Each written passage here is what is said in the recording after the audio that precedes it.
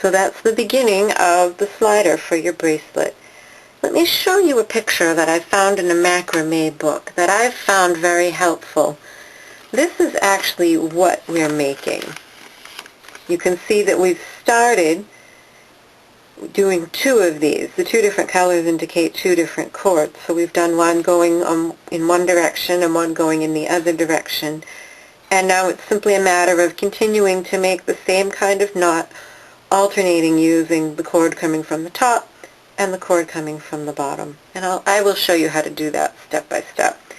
It's not as scary as it might sound. So let's see, we have, I'm going to call this our upper cord and our lower cord. And we're just going to be working with the longer ones that are coming off to the right, and we're going to alternate. So here's upper cord, lower cord, so now we need to make a knot with the upper cord.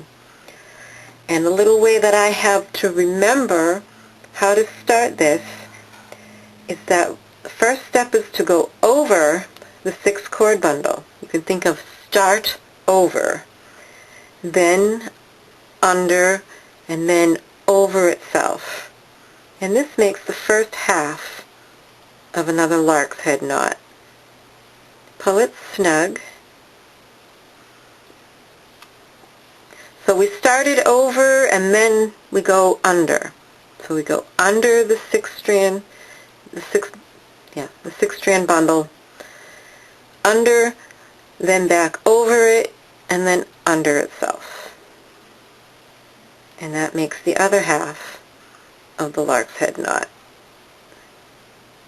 Pull it snug. Don't pull it as tight as you possibly can.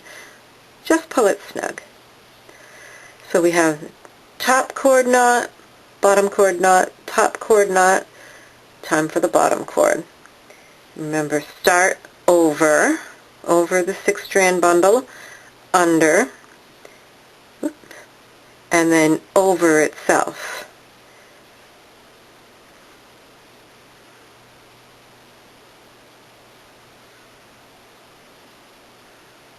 And I don't really want that loop there, so I'm going to just pull it snug.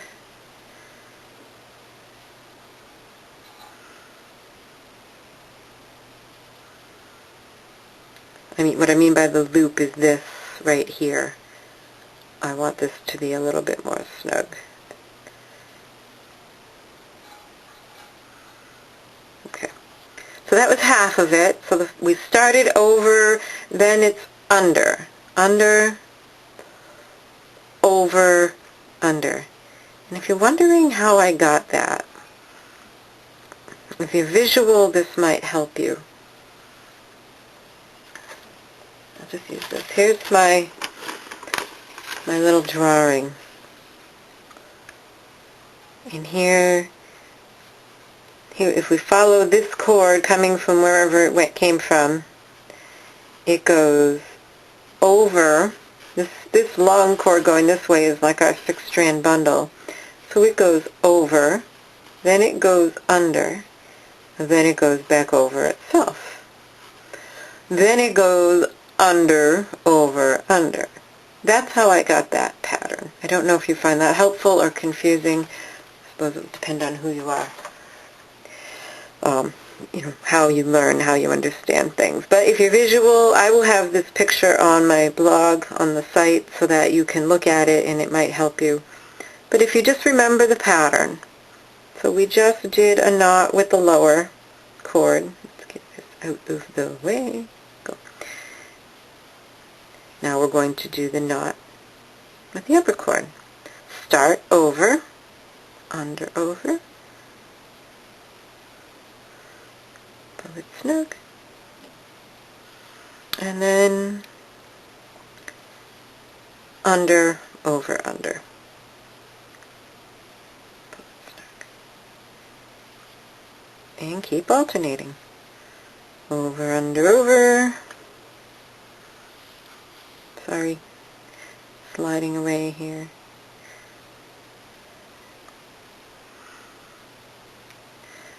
And I've found that if I have 8 to 10 knots, that seems to be a pretty good length. And then under, under, the 6-strand bundle over the 6-strand bundle under itself.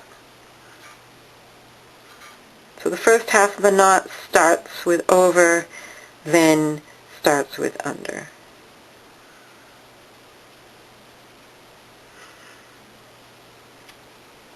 So let's see, I have 1, 2, 3, 4, 5, 6, so at least 2 or 3 more probably. So over, under, over.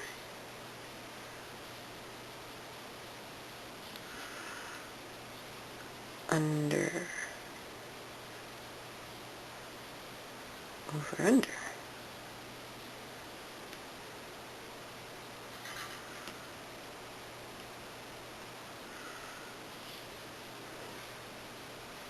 Did I finish that?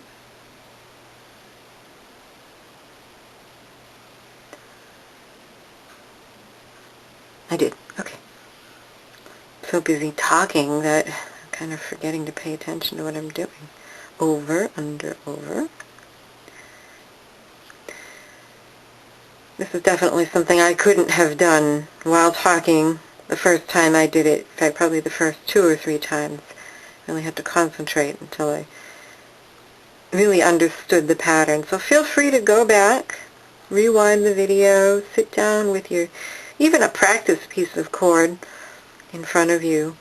Although actually at this stage, if you find that you're confused, you've messed up, you're not happy with it, you can actually pull on this and slide this right off and toss it and start again. It's only 24 inches of cord, so 10 cents worth of cord. You're not going to break the bank. So I think I want to do... Did I finish that one? Yes? Okay. Too busy talking. I think I want to do one more. Over, under, over. Over, under, over.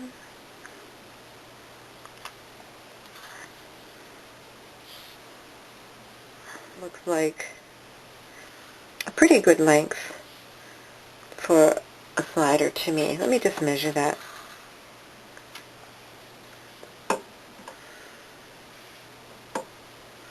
That's just under an inch, just about an inch. It will squash down a bit once the first time we tighten it, so that'll be a good length. I wouldn't want it any longer than that. Now what you have, here's our 6-strand bundle. What you have, on either side of the slider, you have 2 ends poking out. And we just need to tie those ends into square knots. So right over left. And don't pull this too snug, just till it meets. And then left over right. And that you can pull a little snug. And the same on this other side. Right over left. Don't pull it too tight, just till it meets. Left over right.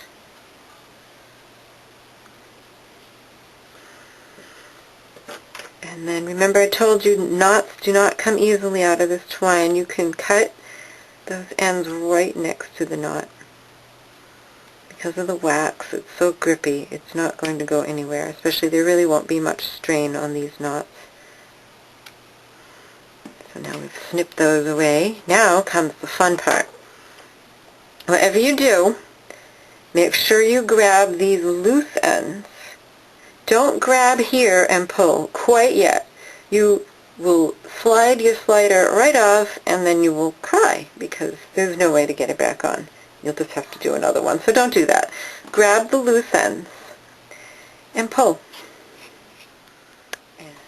So now you've pulled this tight, and isn't that cool? That is your slider. That's what I call it. Maybe there's another name. But it's what these cords slide along so that you can adjust the bracelet. Now, it may happen if you pull them a little tight, you notice that twisted just a little bit. If you pull them a little tight when you're making the slider, it may twist when you close it and unclose it. It's it's not really a problem. So now the last thing to do is to finish these ends. It's very important that we add knots to the ends so that we can't pull the slider off. And I'm going to make these ends about 2.5 inches long. I'm just going to tie a knot using all 3 cords together, same kind of knot we've been making all along. Lay this right at 2.5 and then send my knot down there. I'm just measuring it to keep them consistent.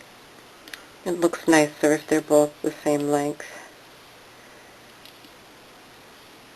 And like I mentioned before, the longer you wear this bracelet, these get nice and dangly and floppy, and it just gets much softer and more comfortable the more you wear it. Well, I think it's a very comfortable bracelet right from the start. But like this one, you can see this one's kind of stiff, and this one, yeah, it's just floppy. I don't know, maybe you can't tell the difference on camera, but this one I wear a lot, and this one I just made, so it's a little on the stiff side.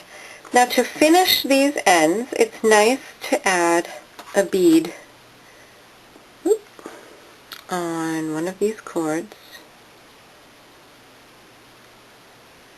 Slide it down to the knot and tie one more knot.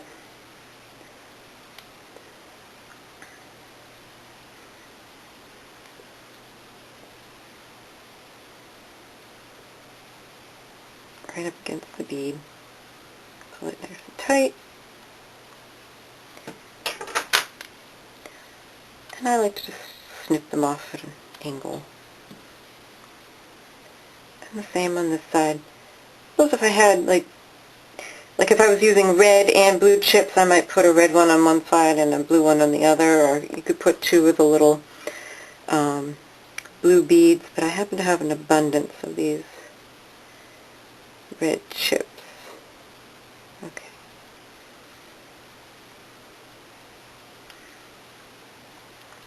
So I'll just tie a knot.